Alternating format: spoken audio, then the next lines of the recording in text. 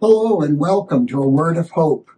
I'm Brother Edward coming to you from St. Vincent Ferrer Priory in River Forest, Illinois. Today is Saturday, February 15th, in the fifth week of Ordinary Time. In today's Gospel, we see a second feeding of the multitude.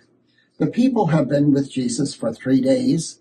They've been listening to his preaching, witnessing his miracles, and now it's time for them to go home. But Jesus notes that they don't have the strength to go home. They haven't eaten for 3 days. So this evokes the occasion of a miracle. He asks his disciples, what resources do we have? And as we know the story so well, there's a small amount of loaves of fishes and fishes just to feed this mass of 4,000 people. And Jesus, through prayer, again, prayer indicating that what is being done is through the power of God and this unity between Jesus and his Father. Jesus evokes prayer and instructs the disciples to share the bread and the fish. And at the conclusion of the gospel, it tells us that Jesus tells them to gather up what's left over, and they have 7 baskets of fish and bread left over. So it's a story of the abundance of God's care for us, God's compassion with no limits.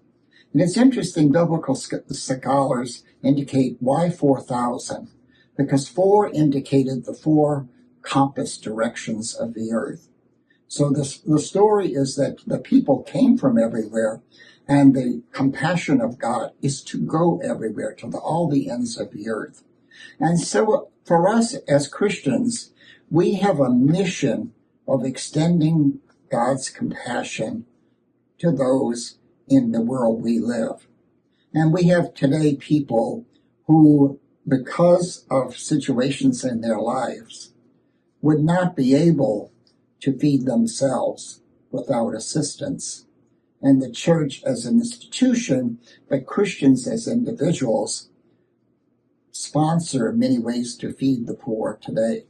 So often when you hear pleas in your parish to help food for the food pantry, or a collection of canned goods to help people in need, or maybe Thanksgiving baskets and things of this sort, these are good works. They are very positive and concrete ways that we as church live our faith.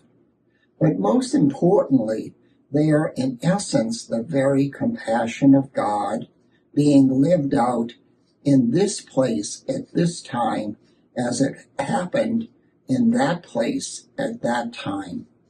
And the result of that is people believed, people loved, and people had faith that Jesus was the Son of God.